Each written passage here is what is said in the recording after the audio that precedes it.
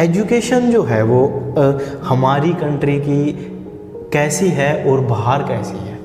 जरद जी, आपकी क्या इंस्पिरेशन रही कि मतलब कजाकिस्तान जाके मास कम्युनिकेशन, जबकि हमारे देश के अंदर भी बहुत से इंस्टीट्यूट ऐसे हैं जो कि मास कम्युनिकेशन के कोर्सेज प्रोवाइड करवाते हैं अच्छे, तो वहाँ की लाइफ किस तरीके से डिफरेंट है?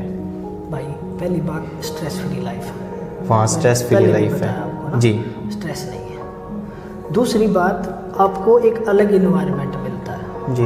वो उन लोगों के लिए भी, प्रोफेसर को आपके घर के हालात पता है, अगर आपके घर पे टेंशन है तो वो वर्कलोड आपका कम कर देगा जी। वहाँ पे ऐसे भी हैं, अगर कोई इमरजेंसी होगी तो आपका अकेले का एग्ज़ाम पोस्टपोन या प्रीपोन किया जा सकता है। पुलवामा का हमला हो गया जी, हाँ, मेरे पिताजी सीआरपीएफ में थे, अभी रिटायर हो चुके हैं, है ना, वो भी उसी दिन वहीं पे थे। वो जो 1 घंटा मेरा निकला है, जब तक मेरी पिताजी से बात नहीं। आज के जो हमारे मेहमान हैं वो हैं नीरज राव, जो कि यूथ आइकन बन चुके हैं हमारे देश के अंदर। कजाकिस्तान के अंदर भाई साहब मास कम्युनिकेशन की अपनी स्टडीज़ कर रहे हैं, उसके साथ साथ जो भी इंडियन स्टूडेंट्स हैं उनकी भरपूर हेल्प करते हैं कि वो अगर फ़ॉरेन में पढ़ना चाहते हैं तो वो कैसे क्या करें। तो अगर उनकी गाइडलाइंस चाहिए आपको भाई साहब की, तो हम इसके अंदर आपको उनके नंबर प्रोवाइड करवा देंगे, आप किसी भी प्रकार की हेल्प के लिए इनसे संपर्क कर सकते हैं। तो सबसे पहली बात यही है भाई साहब कि आप यूथ को हेल्प कर रहे हो, तो किस तरीके से हेल्प प्रोवाइड करवाते हो? पहले तो आपके दर्शकों को नमस्कार सभी को। और रही बात हेल्प की, तो ऐसा होता है दोस्त, मैं जिस कंट्री में रह रहा हूँ कजाकिस्तान जी, वो मेडिकल स्टडीज़ के लिए फेमस है। इंडिया में एमबीबीएस करने बहुत सारे स्टूडेंट्स जाते हैं जी।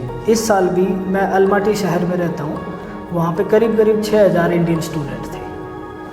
तो प्रॉब्लम क्या आती है, वो यूनिवर्सिटी जो है वहाँ पे वो डायरेक्ट यहाँ नहीं आ पाती है एडमिशन के लिए। एग्जैक्ट। तो हमारे एजेंट बैठे हैं, इंडियन लोग हैं, वो एजेंट बने हुए हैं कि हम आपका एडमिशन यूनिवर्सिटी में करवा देंगे, हम आपसे इतना पैसा लेंगे, ये चार्जेज हैं, जो भी है उनका प्रोसेस ना लंबा आसान है। तो मैं हेल्प इस तरीके से करता हूँ कि बच्चे का जो ज़्यादा पैसा लगता है, जो ज़रूरत से ज़्यादा है, देखो फीस आपको देनी पड़ेगी, टिकट का पैसा आपको देना पड़ेगा, लेकिन उसके अलावा जो खर्चा जेब में जाता है लोगों के, जो करप्शन का खर्चा है, मैं वो घटा देता हूँ, क्योंकि यूनिवर्सिटी जो है वो ज़्यादा पैसा नहीं लेती है बिना बात का। तो एक तो ये हेल्प है जी। दूसरा हेल्प मैं उनको प्रोसेस बता देता हूँ, वहाँ पे सेटल होने में हेल्प कर देता हूँ। जब एक बच्चा नया जाता है तो वहाँ पे बैंक खाता खुलवाना भी मुश्किल होता है, क्योंकि बड़ी प्रॉब्लम ये है, इन कंट्रीज़ में रशियन लैंग्वेज चलती है जी, ना इंग्लिश प्रोमिनेंट लैंग्वेज है, और हिंदी तो ऑब्वियस सी बात है होती नहीं है ना। तो स्टार्टिंग में बच्चे को दिक्कत आती है, तो उनको वहाँ पे सेटल होने में, आसपास की चीज़ें समझाने में, सिस्टम समझाने में ये हेल्प मैं कर देता हूँ जी। तो नीरज जी, आपकी क्या इंस्पिरेशन रही कि मतलब कजाकिस्तान जाके मास कम्युनिकेशन, जबकि हमारे देश के अंदर भी बहुत से इंस्टीट्यूट ऐसे हैं जो कि मास कम्युनिकेशन के कोर्सेज प्रोवाइड करवाते हैं, अच्छे अच्छे मीडिया हाउस हैं, लेकिन आपने कजाकिस्तान चुना, तो क्यों? बिल्कुल, बहुत सारे इंस्टीट्यूट हैं अपने यहाँ, नो डाउट है ना, और दुनिया भर में है। एक्चुअली मेरा कजाकिस्तान कोई पर्टिकुलर टारगेट नहीं था कि मुझे इसी कंट्री में जाना है, मैं कई सारे कंट्रीज को सर्च कर रहा था जी, साथ में मैं स्कॉलरशिप सर्च कर रहा था जी। ऑस्ट्रेलिया से, न्यूजीलैंड से, यूएसए, कनाडा, हर जगह मैंने सर्च किया। आपका टारगेट था कि फॉरेन में जाना? हाँ, मेरा टारगेट ये था कि इंडियन इन्वायरमेंट से अलग कहीं जाऊँ, ताकि मेरे पास कुछ अलग से नॉलेज मुझे मिले, या मुझे ये समझ आए कि वहाँ पे अलग क्या हो रहा है ना। ऐसा कुछ नहीं था कि इंडिया में अच्छे इंस्टीट्यूट नहीं है, बेशक है, लेकिन मुझे मेरे मन में था कि थोड़ा अलग इन्वायरमेंट मिले जी। तो कजाकिस्तान का जो इंस्टीट्यूट था वो इंटरनेशनल इंस्टीट्यूट है, हर जगह वैलिड है, वो यूरोप में भी, यूएसए, कनाडा और अपने इंडिया में भी है ना। दूसरा क्या था, वो मेरे बजट में था। कई जगह पे मुझे एडमिशन मिल रहा था, 50% स्कॉलरशिप मिल रही थी, लेकिन वो 50% भी इतनी महंगी थी, मैं अफोर्ड नहीं कर पा रहा जी, है ना। और इन कंट्रीज में क्या है, यूएसए, कनाडा, ऑस्ट्रेलिया, यहाँ पे आप जाते हो, आपको पार्ट टाइम जॉब करनी ही पड़ती है, क्योंकि मिडिल क्लास फैमिली के पास इतना पैसा नहीं है तब वहाँ सर्वाइव कर सके। लेकिन अपने हालात ऐसे भी थे, अगर 2 महीने भी जॉब नहीं मिली तो बर्बाद हो। तो आप भी पार्ट टाइम जॉब करते हो वहाँ पे? मैं पार्ट टाइम जॉब करता था, अभी अच्छा करते थे, अब नहीं करते, कोर्स आपका कंप्लीट हो चुका है। तो आप पार्ट टाइम क्या जॉब करते थे वहाँ पे? एक्चुअली ये जो कंट्री है कजाकिस्तान और यूएसएसआर के जितने भी कंट्री हैं, यहाँ पे स्टूडेंट वीज़ा पे आपको बाहर जॉब अलाउड नहीं है। अगर आपकी यूनिवर्सिटी आपको देती है तो आप जॉब कर सकते हो, इनसाइड द कैंपस। ओके। तो मेरे कैंपस में मैं मार्केटिंग और कम्युनिकेशन डिपार्टमेंट में ही काम करता था अच्छा। As an assistant. तो आपकी स्टडीज़ और जॉब दोनों चीज़ों को कैसे मैनेज करते हैं? भाई ये चीज़ ना बड़ी इम्पोर्टेंट है। वहाँ का जो स्टडी इन्वायरमेंट है, वर्क कल्चर है, दोनों बहुत स्मूथ है। प्रेशर ना तो स्टूडेंट्स पे वो लोग डालते हैं ना एम्प्लॉइज़ पे डालते हैं, जी, है ना। वर्क का मैं ऐसे बताऊँ, पार्ट टाइम का मेरा ऐसे था कि अगर मेरे सेमेस्टर में क्लासेस सुबह 9 से 4 है तो मुझे इतनी छूट थी कि आप 4 से 8 काम कर लो। जी।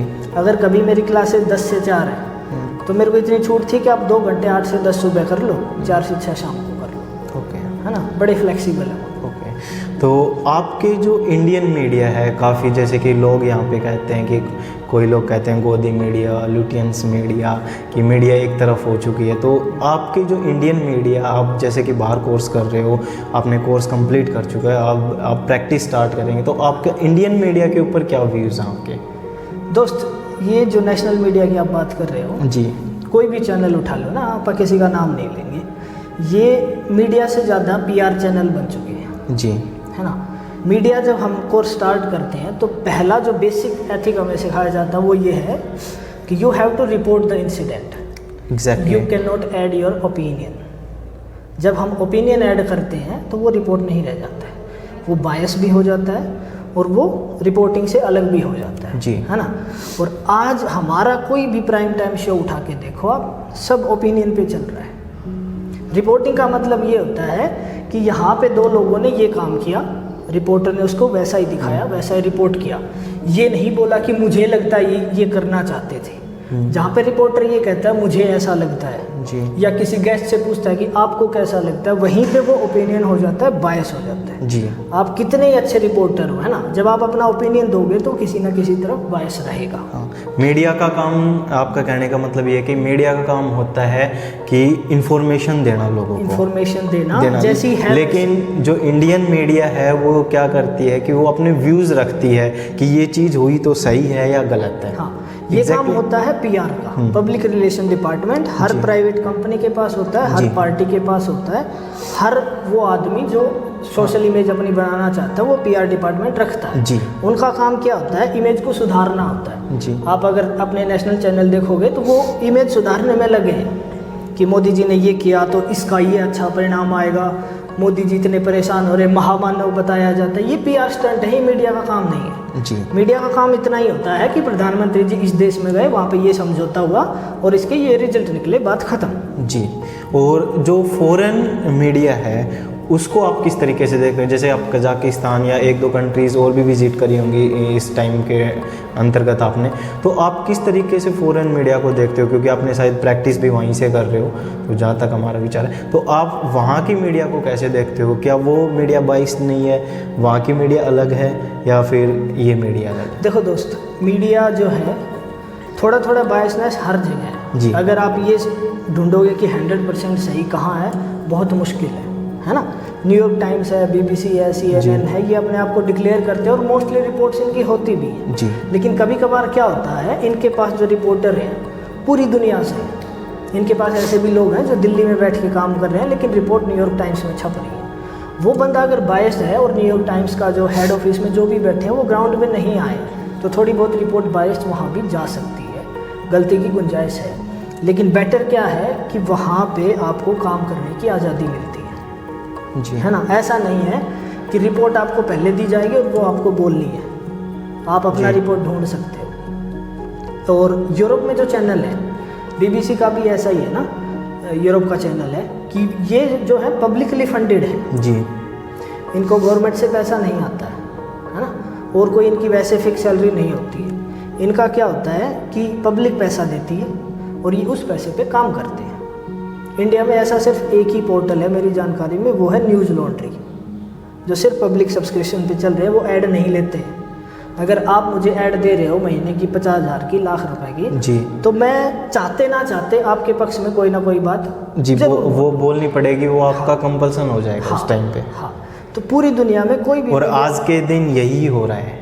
हाँ नहीं, यहाँ पे सिर्फ एक न्यूज़ लॉन्ड्री पोर्टल है। अच्छा। जो ऐड नहीं दिखा रहा है, जो ऐड लेता ही नहीं है किसी हाँ, की। लेता ही नहीं है। उनका 300 रुपये का शायद सब्सक्रिप्शन है, उस पर चल रहे हैं वो।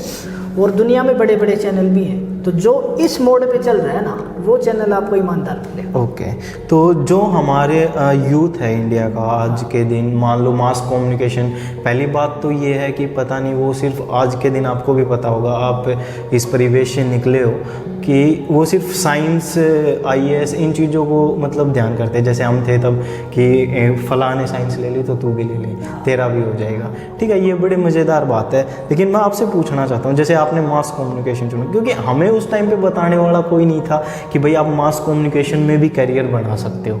ठीक है, अब आप हो, आप उम्मीद दे रहे हो, हम आपको देखते हैं आपके सोशल मीडिया प्लेटफॉर्म्स के ऊपर, तो स्कोप क्या है? यूथ ये जानना चाहता है कि मास कम्युनिकेशन अगर वो करे भी तो उसके अंदर स्कोप्स क्या हैं, आगे चल के किस तरीके से वो अपना करियर सेट कर सकते हैं। देखो दोस्त, एक कड़वी सच्चाई है मास कम्युनिकेशन की। अगर आप ईमानदार रहना चाहते हैं और आप जनता के हिसाब से काम करना चाहते हैं तो आप बहुत ज़्यादा पैसे की उम्मीद ना करें जी ना। ये पहली मतलब आपको पैसा कमाना है तो आप मास कम्युनिकेशन में ना जाएं। पैसा आएगा मास कम्युनिकेशन में, ऐसा नहीं है पैसा नहीं आएगा। लेकिन कुछ लोगों की इच्छा क्या होती है कि मैं बहुत अथाह पैसा कमाऊं, मेरे पास BMW मर्सिडीज रहे, 4 मंजिल का मकान रहे, बॉडीगार्ड रहे ना जी। वो सब चीज़ें मास कम्युनिकेशन आपको ईमानदारी से नहीं दे सकता जी, है ना। बेईमानी करके आप लोगों को पॉलिटिकल पार्टी के आप पपेट बन जाएं, आप उनके हिसाब से बोले तो हो सकता है कोई पार्टी आपको 10 करोड़ वो कुछ भी गिफ्ट कर है सकता है ना। आपको। दोनों चीज़ें हैं। मास कम्युनिकेशन के आदमी सबसे गरीब भी हैं, ये सबसे अमीर भी हैं। अभी हालत ऐसी है मास कम्युनिकेशन में, अगर आप हाँ करते हैं, आप कैश नहीं भी लेते हैं तो भी आप लग्जरी लाइफ जी सकते हैं। आपको हर महीने AC मिल सकता है, फ्रिज मिल सकता है, फॉरेन ट्रिप मिल सकती हैं, आपको गाड़ियाँ एज ए गिफ्ट मिल सकती हैं। लेकिन ये सच्चाई है, अगर मास कम्युनिकेशन का बंदा उसके पास कुछ भी आ रहा है जी, तो उसे कुछ ना कुछ पक्का देना पड़ेगा, राइट, है ना। दोनों ऑप्शन है। अगर आपको ईमानदारी से सोसाइटी के लिए काम करना है तो दोस्त पैसे की उम्मीद कम रख। अच्छा, आपकी क्या इंस्पिरेशन रही कि आपने जैसे मास कम्युनिकेशन ही सिलेक्ट किया? कौन आपके गाइडलाइन थे? किसने आपको गाइडेंस दी कि आपको मास कम्युनिकेशन करना चाहिए, या आपकी अंदर की आवाज़ थी कि नहीं मैं तो यही चीज़ करूँगा? देखो दोस्त, मैं यहाँ पे इंजीनियरिंग का स्टूडेंट था जयपुर। अच्छा, जयपुर में आपने इंजीनियरिंग की? हाँ। और इंजीनियरिंग क्विट कर दी फिर या कंप्लीट कर ली? इंजीनियरिंग मैंने पूरा टाइम बिताया। अच्छा, पूरा कर लिया आपने इंजीनियरिंग। फिर इंजीनियरिंग में जॉब करी या नहीं करी? ये दिलचस्प बात है जो अभी निकल के आई है। नहीं, मैंने जॉब नहीं की। अच्छा, आपने जॉब नहीं की? मैंने 3-4 महीने जॉब करी है एक कंस्ट्रक्शन कंपनी का एज ऑफिस मैनेजर। जी। उसका मेरी इंजीनियरिंग से कोई लेना देना नहीं जी, है ना। अगर जॉब का देखोगे तो मैंने बहुत सारे काम किए। मैंने बिजनेस भी किया है, मैंने इवेंट मैनेजमेंट में भी काम किया, मैंने टूरिज्म में भी काम किया है, मैंने कंस्ट्रक्शन में भी काम किया है और फॉरेन जाके मैंने कम्युनिकेशन में भी काम किया है। तो वहाँ मैं गया था अपना मास्टर डिग्री करने फाइनेंस में और इस सब में, जो अपना MBA का जो स्फीयर होता है। ठीक है, मेरा मकसद ये नहीं था कि मैं मास कम्युनिकेशन करूं, वहाँ जाने तक नहीं था। मैंने एडमिशन लिया तब तक नहीं था।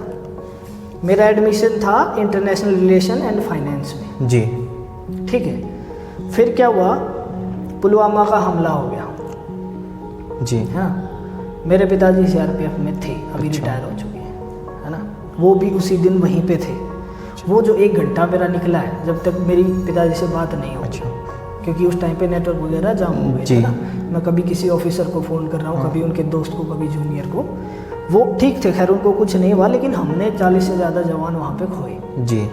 और दोस्त, ये सच्चाई है ना, आप भी जवानों की बिल्कुल इज्जत करते हो, मैं भी करता हूँ। जी सर, सब करता है, हिंदुस्तान का हर नागरिक करता है। लेकिन जब अपने घर से आपको ऐसा लगता है कि आपके पिताजी हो सकता है चले गए, जी, तो दोस्त वो मैं एक्सप्लेन नहीं कर सकता वो फीलिंग कैसी होती है ना।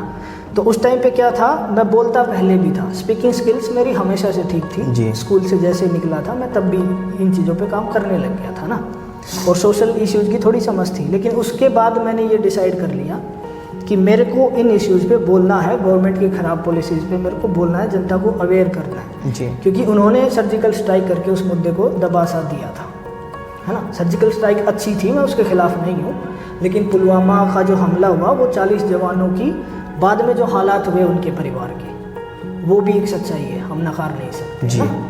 एक लड़की अपने साउथ की स्टेट की बंदे की वाइफ थी, उसको फोर्स तक किया गया किसी और से शादी करने के लिए क्योंकि शहादत के पैसे मिलेंगे। ये चीज़ें खबरों में नहीं आई, इन चीज़ों ने मेरे को हिला दिया। और फॉरेन में स्टडी करने का मेरे को फ़ायदा ये हुआ कि वहाँ आप अपना स्ट्रीम चेंज कर सकते हो। अच्छा। मैंने अगले ही सेमेस्टर में मास कम्युनिकेशन में चेंज किया। अच्छा। ये हमारे यहाँ नहीं होता। नहीं होता, बिल्कुल नहीं होता, है ना। ये बहुत बड़ा वहाँ पे ये काफ़ी इंटरेस्टिंग बात बताई आपने। हाँ। मज़ेदार बात है कि आप कोई कोर्स कर रहे हो, अगर आपका इंटरेस्ट नहीं बन रहा तो आप वो चेंज कर सकते हो। आप चेंज कर सकते हो। अच्छा, इसी से रिलेटेड मेरा एक क्वेश्चन है कि हम जब बात कर रहे हैं फ़ॉरेन की और अपने कंपेयर कर रहे हैं कहीं ना कहीं, तो पता नहीं कुछ लोग कहेंगे कंपेयर करना गलत है, कंपेयर नहीं भी करना चाहिए, लेकिन जो आज के एजुकेशन के हालात हैं, जैसे कि आपने अभी डिस्कस किया कि मैं सोशल जो अवेयरनेस के मुद्दे उन पे भी आप खुलकर बोलते हो, तो एजुकेशन जो है वो हमारी कंट्री की कैसी है और बाहर कैसी है। जैसे आपने बताया ज़बरदस्त पॉइंट है, मज़ेदार है, तो वहाँ से ना मेरे को ये पॉइंट मिला कि हम यहाँ पे चेंज नहीं कर सकते। यहाँ पे तो छोड़ो, यहाँ पे तो फोर्स किया जाता है बच्चे को कि बेटा आपको सिर्फ साइंस ही पढ़नी है, आपको सिर्फ मतलब इस लेवल का वो काम होता है। तो कहीं ना कहीं, और जहाँ पे फोर्स से कोई काम करवाया जाए, वो मुझे नहीं लगता कि वो अपना 100% या पूरी ईमानदारी से वो काम करेगा। यही हमारा सबसे बड़ा नेगेटिव पॉइंट है। हमारे देश में टैलेंट भी है, हमारे लोग हार्ड वर्किंग भी हैं, स्किल्स भी हैं, लेकिन ये जो फोर्स करने वाला एजेंडा है ना, ये हमारे टैलेंट को खा जाता है जी। और कंपेयर की आपने बात कही, कंपेयर करना ज़रूरी है दोस्त। अच्छा। जब तक आप दो चीज़ों को कंपेयर नहीं करेंगे, आपको पता ही नहीं लगेगा आपके अंदर कमी क्या है ना। कंपेयर करने का नुकसान क्या होता है, जब आप खुद को किसी से कंपेयर करके डिसअपॉइंट हो जाओ जी, वो गलत है। लेकिन मैं आपको खुद से कंपेयर करके और मैं देखता हूँ कि रवि भाई में ये अच्छी क्वालिटी है, मुझे भी चाहिए जी, तो वो तो अच्छी चीज़ है ना जी। और अगर मैं ये नहीं करूँगा तो मेरे हिसाब से तो मैं भरा पूरा हूँ, कभी होगा ही नहीं। हाँ। तो कंपैरिजन हमें करना चाहिए, लेकिन होप के लिए। हाँ। अपने खुद मतलब अगर हमें किसी से कुछ सीखने को मिल रहा है तो हमें सीख लेना चाहिए। हाँ बिल्कुल, चाहे वो कोई भी हो, और वो बिना यही बात कंपैरिजन है। के नहीं आएगा। हाँ बिल्कुल, मैं एग्जैक्ट। टाइपिंग करता हूँ, मेरी टाइपिंग स्पीड है 60 वर्ड पर मिनट जी। आपकी है 80 वर्ड पर मिनट जी। अगर मुझे ये पता ही नहीं लगेगा कोई भाई यहाँ पे 80 कर रहा है तो मैं तो 60 में खुश हूँ, जी, है ना। मेरे हिसाब से तो 60 ठीक है। तो कंपेयर हमें करना चाहिए, लेकिन उसको पॉजिटिव वे में यूज करना तो चाहिए। आप इंडिया की जो एजुकेशन पॉलिसीज़ हैं उनको किस तरीके से देखते हैं, क्या वो सही है? बिल्कुल सही नहीं है दोस्त। अच्छा, कैसे सही नहीं है, थोड़ा एक्सप्लेन करोगे मैं आपको कंपैरिजन से ही बताता हूँ। जी। मेरी यूनिवर्सिटी में एक प्रोफेसर के पास एक क्लास में 15 से ज़्यादा बच्चे नहीं हैं। जी, मतलब एक प्रोफेसर के पास सिर्फ 15 स्टूडेंट्स हैं। हाँ, एक क्लास में, जी, है ना। अब वो प्रोफेसर हर बच्चे को पर्सनली जानता है। यहाँ तो बहुत सारी ऐसी वाइट क्लासेस ऑब्वियस हैं। बात है, 15 बच्चे हैं तो सबको जानेगा। यहाँ बहुत सारे प्रोफेसर ऐसे भी हैं जिनको नाम भी याद नहीं रहते। जी, और छोड़िए, वो सिर्फ हमें नहीं, हमारे घर के हालात भी जानता है जी, कि इसके घर पे कैसा चल रहा है, क्या वहाँ पे कोई परेशानी तो नहीं है, कुछ और चीज़ हो, ये दिक्कत में हो। माइंड पे बहुत ध्यान देते हैं। अगर आप डिप्रेशन में हो, आपका प्रोफेसर, यूनिवर्सिटी का स्टाफ, आपके आसपास रहने वाले लोग सब आपको हेल्प करते हैं। जी। हमारी यूनिवर्सिटी में एक डॉक्टर हमेशा रहता है, जो शायद यहाँ भी रहता है। हमारी यूनिवर्सिटी में एक साइकोलॉजी का अलग डॉक्टर हमेशा रहता है। कभी भी आपको डिप्रेशन लगता है, प्रेशर लगता है, आप सेशन ले सकते हो। जी, मैंने यहाँ नहीं सुना किसी यूनिवर्सिटी में हो, है ना। IIM IITs को अगर छोड़ दें, क्योंकि उधर मैं गया नहीं हूँ कभी, तो हो सकता है वहाँ पे हो, क्योंकि वो वर्ल्ड क्लास इंस्टीट्यूट है, वेल नोन है, नो डाउट, है ना। लेकिन वहाँ पे ये सब नॉर्मल है ना। प्रोफेसर को आपके घर के हालात पता है, अगर आपके घर पे टेंशन है तो वो वर्कलोड आपका कम कर देगा। जी। वहाँ पे ऐसे भी हैं, अगर कोई इमरजेंसी होगी तो आपका अकेले का एग्ज़ाम पोस्टपोन या प्रीपोन किया जा सकता है। जी, जी, हाँ, हर आदमी ध्यान रखता है कि आपके ऊपर प्रेशर ना आए। जो पैटर्न है पूरे सेमेस्टर का, वो ऐसे सेट है कि किसी भी दिन आपको ये नहीं लगेगा कि आज ये पूरी किताब पढ़नी पड़ेगी। जी। बुक्स नहीं है, जो अब जैसे इस लेवल पे हम आ जाते हैं स्कूल्स में और इन सब में है बुक्स, नो डाउट, लेकिन इस लेवल पे बुक नहीं है। टीचर टॉपिक वाइज आपको बताता है कि इस बंदे ने इस टॉपिक पे अच्छा लिख रखा है, ये पढ़ लो। इंटरनेट से मिल जाए ठीक है, नहीं तो लाइब्रेरी से ले लो, नहीं तो वहाँ भी नहीं मिलता तो टीचर प्रिंट निकाल के 15 प्रिंट सबको दे देता है। जी। 5-10 पेज का जो आर्टिकल और टॉपिक हो, ये आप पढ़ लो। तो हर टॉपिक के लिए हम अलग बुक पढ़ते हैं, अलग ऑथर पढ़ते हैं। जी, ये डिफरेंस है। बिल्कुल। और स्कूल एजुकेशन की बात करें तो दोस्त, स्कूल एजुकेशन वहाँ पे फ्री है और कंपलसरी है। फ्री तो हमारे यहाँ भी है। कंपलसरी भी है, और फ्री ऐसे नहीं है कि भाई कुछ स्कूलों में फ्री है, बाकी दुकानदारी चल रही है, वहाँ ये दुकानदारी नहीं चल रही है। लेकिन यहाँ तो जो एजुकेशन उसका कहीं ना कहीं बिजनेस कर दिया गया है completely। वहाँ बिजनेस नहीं। अच्छा, एक और मज़े की बात बताता हूँ, कोचिंग सेंटर नहीं है वहाँ पे, जी एक भी नहीं है। वहाँ भी बच्चे ऑफिसर बन रहे हैं, वहाँ भी बच्चे साइंटिस्ट बन रहे हैं। कोचिंग सेंटर है सिर्फ लैंग्वेज के, आपको कम से कम 4-5 लैंग्वेज आनी चाहिए। उन लोगों का ये मोटिव है कि आप किसी भी देश में जाके अपना बिजनेस सेट कर सकें या जॉब कर सकें। अब यहाँ से कोई बच्चा रशिया जाता है, वो 2 साल तो लैंग्वेज में लगाता है। जी बिल्कुल। अगर जिसको रशियन पूरी आती है ना, आज मेरे पास अपॉर्चुनिटी है, मैं 10 बच्चों को नौकरी लगा सकता हूँ, लेकिन रशियन किसी को आती नहीं जी। और जिसको आती है वो वहाँ रह रहे 5 साल से, उसको मेरी ज़रूरत नहीं है, एब्सोल्युटली, है ना। लेकिन वो लोग क्या करते हैं, आपको फ्रेंच है, हिंदी भी सीख रहे हैं वहाँ पे बहुत सारे लोग। जी। तो नीरज जी, एक अभी ताज़ा अपने यहाँ चल रहा है कि कुछ जैसे गवर्नमेंट स्कूल है उनको मर्ज किया जा रहा है। हाँ। जैसे कि मान लो आसपास में 3-4 गांव है तो उनको मर्ज करके एक स्कूल बनाया जा रहा है, तो बाकी टीचर्स की पोस्ट ख़त्म हो जाएंगी, बच्चे यहाँ हैं। या गवर्नमेंट का बीच में पीछे से एक ऐसा भी रूल आया था कि आप अगर गवर्नमेंट में पढ़ाना चाहते हैं तो आपको 500 रुपये फ़ीस देनी पड़ेगी। हाँ। और काफ़ी लोगों ने ये सही भी ठहराया है, देखो मैं आपको बताता हूँ। और अगर आप प्राइवेट में पढ़ाते हो तो गवर्नमेंट आपको 1100 रुपये देगी, लेकिन वो कब तक देगी ये कोई, इसका कोई जस्टिफिकेशन नहीं है, इसका कोई गारंटी नहीं है। ये आएगा भी नहीं। हाँ आएगा भी नहीं, पता नहीं, गवर्नमेंट आज है कल नहीं है, वो तो हमेशा होगा हाँ। ना, गवर्नमेंट तो बदलेगी। किसान सीधी सी आंदोलन बात में है। आपने देखा, किसान आंदोलन इतना बड़ा खड़ा हुआ, वो इसी बात को खड़ा हुआ कि आगे की श्योरिटी नहीं है। जी। नहीं तो उन्होंने भी बोला था मंडियाँ भी रहेंगी और प्राइवेट कंपनियाँ भी। तो ये कहीं ना कहीं सरकार की मानसिकता तो नहीं है कि स्कूल ख़त्म कर दिए जाएँ? दोस्त, अगर इस पॉलिसी पे काम होगा तो स्कूल खत्म हो जाएंगे। मानसिकता मान लो 1 मिनट के लिए उनकी नहीं भी है तो भी खत्म हो जाएंगे कोई रूप से। क्योंकि सरकारी स्कूल में कौन जाता है जी आजकल, है ना। हमारे खैर माँ बाप सबके सरकारी में ही पढ़े हैं, चाहे वो ऑफिसर हो चाहे जमींदार हो, लेकिन आज वही जा रहा है जिसकी प्राइवेट स्कूल की फीस अफोर्ड करने की आसान नहीं है जी, हाँ। तो वो क्या करेगा, वो इस पैसे के चक्कर में प्राइवेट में डाल देगा, सरकारी को ताला मार दिया जाएगा जी, है ना। क्योंकि एक्सपेंस हर सरकार को घटाने होते हैं, चाहे कोई भी हो, XYZ, चाहे कितनी अच्छी सरकार हो, कितनी खराब, एक्सपेंस सब घटाते हैं। बिल्कुल। तो स्कूलों को ताला मार के एक्सपेंस घटाए जाएंगे जी।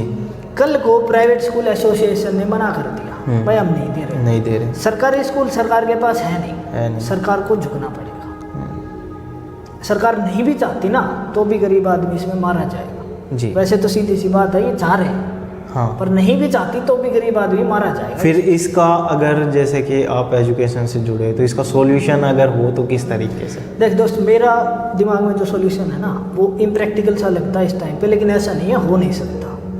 मैं ये चाहता हूँ प्राइवेट इंस्टीट्यूशंस अगर ख़त्म ना भी किए जाएँ तो फीस की लिमिट लगाई जाए जी बिल्कुल, और उसको कंपेरेबल किया जाए सरकारी स्कूल वाली से। ऐसा ना हो कि सरकारी स्कूल की फ़ीस 500 रुपये है तो इनकी 50,000 पे लगा दिया जाए, नहीं। अगर सरकारी की 500 है तो इनको 1000-1200 पे रोका जाए जी, क्योंकि सरकारी टीचर है वो ज़्यादा एलिजिबल होता है मेरे भाई जी। कोई भी ग्रेजुएशन करके प्राइवेट में चला जाता है, लेकिन सरकारी टीचर बनने के लिए आपको 70 टेस्ट देने पड़ते हैं, इतनी मेहनत करनी पड़ती है। ओके, तो दूसरा क्वेश्चन है कि जो वहाँ की लाइफस्टाइल है जो आप व्यतीत कर रहे हो और यहाँ की लाइफस्टाइल है, मान लो कोई बच्चा वहाँ पे जाता है, वहाँ पे कोई भी कोर्स करता है, MBBS करता है या मास कम्युनिकेशन करता है, तो वहाँ की लाइफ किस तरीके से डिफरेंट है? भाई पहली बात स्ट्रेस फ्री लाइफ है वहाँ, स्ट्रेस फ्री लाइफ है जी, स्ट्रेस नहीं है। दूसरी बात, आपको एक अलग इन्वायरमेंट मिलता है जी, वो उन लोगों के लिए भी है जो किसी और देश से भारत आ रहे हैं जी, है ना, सबके लिए बराबर है वहाँ। हाँ, नहीं यहाँ भी होता है, जैसे कोई बंदा अमेरिका से भारत पढ़ने आ गया जी, तो उसको भी एक अलग इन्वायरमेंट मिलेगा, एक अलग नॉलेज मिलेगी, सीधी सी वर्क कल्चर अलग है, लाइफस्टाइल अलग है। हाँ, वो मतलब वहाँ की लाइफस्टाइल आपको सीखने को मिलती है। हाँ, तो आपको 2 चीज़ें मिलती हैं अगेन। जब आपको 2 चीज़ें मिलती है आप कंपेयर करते हो, बिल्कुल। जब आप कंपेयर करते हो तो जो बेटर है आप उसको चूज करते हो। एब्सोल्युटली, वहाँ पे ऐसा नहीं है कुछ खराब नहीं है, खराब चीज़ें भी हैं, लेकिन हम तो वही रखेंगे ना भाई जो अच्छी चीज़ है। बिल्कुल।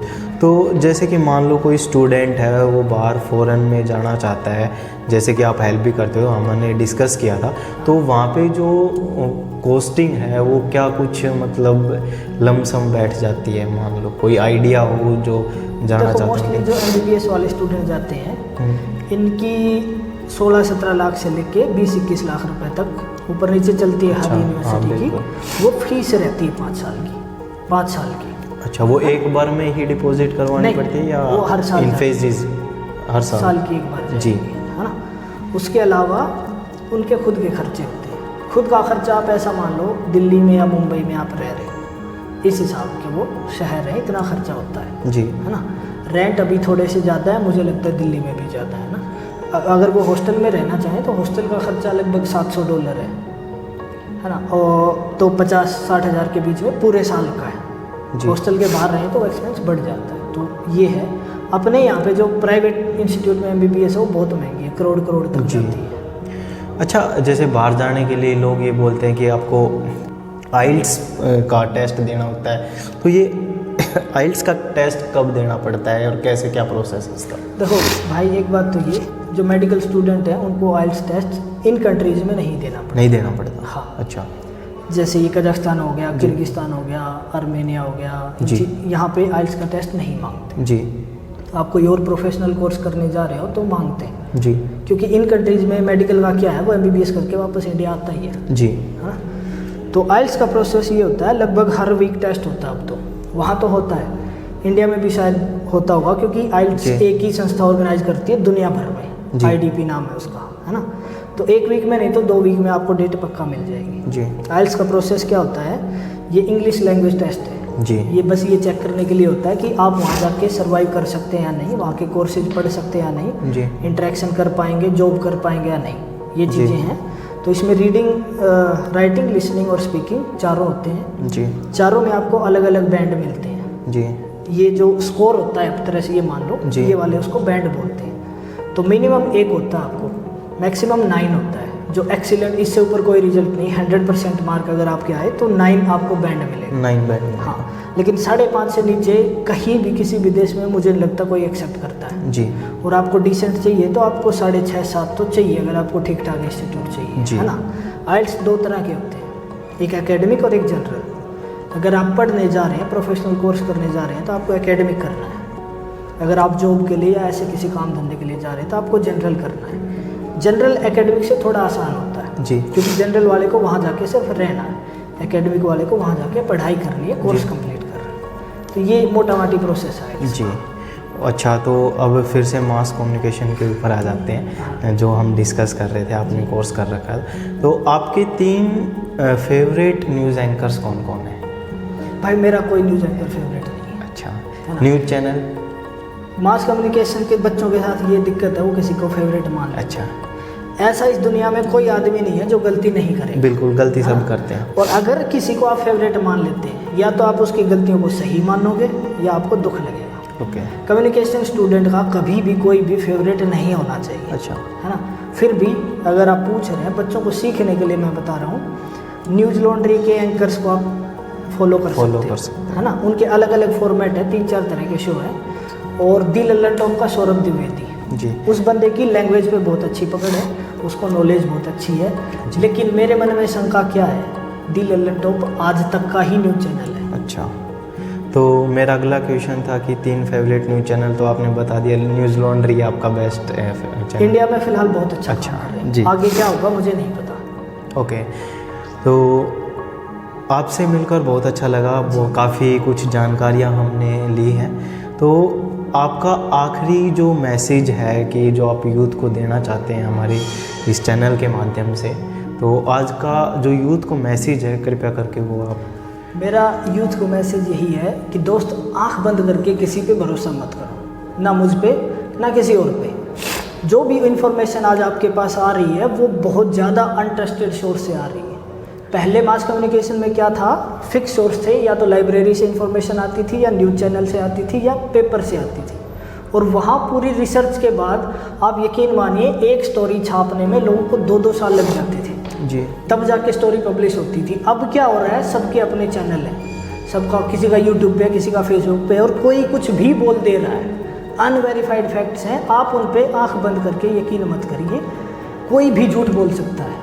तो चीज़ को क्रेडिबल सोर्सेज नाम की एक चीज़ होती है, आप सर्च करिएगा कि क्रेडिबल सोर्सेज को हम कैसे समझें, है ना। थोड़े दिन में मैं वीडियो बनाने वाला हूँ इन चीज़ों पे कि कैसे समझना चाहिए मीडिया को। जी बिल्कुल। तो वो आए तब देखना, अभी आप इतना समझ लो, क्रेडिबल सोर्सेज पे भरोसा करना है। दूसरा ये है कि अगर आप मास कम्युनिकेशन कर रहे हो या नहीं कर रहे हो तो भी सोसाइटी के लिए आपकी जिम्मेदारी बनती है, उसको आप भूलिए मत। अगर याद रखेंगे तो आप सही रास्ते पर रहेंगे। बाकी मेरी कभी भी कोई भी मदद चाहिए तो मैं यहाँ पे हमेशा तैयार हूँ भाई साहब से। तो आज हमारे साथ नीरज जी जुड़े। नीरज जी बहुत बहुत धन्यवाद आपका, आपसे मिलकर बहुत खुशी हुई और काफ़ी कुछ जानकारियाँ जो कि मतलब आज तक हमें नहीं थी या हमारे समाज को नहीं थी, यूथ को नहीं थी, तो वो ऐसी इन्फॉर्मेशन आपने दी है जो कि यूज़फुल है हर वे में। तो इसके लिए आपका बहुत बहुत धन्यवाद। थैंक यू हमारे इंस्पायरेशनल टॉक्स पे आने के लिए। रवि भाई, जो जानकारी मेरे पास है वो सबकी है जी बिल्कुल। फिर कभी भी ज़रूरत पड़े फिर आप लेना। जी बिल्कुल। और आपका धन्यवाद मुझे बुलाने के लिए, जी मेरा सौभाग्य। Thank you. नमस्ते।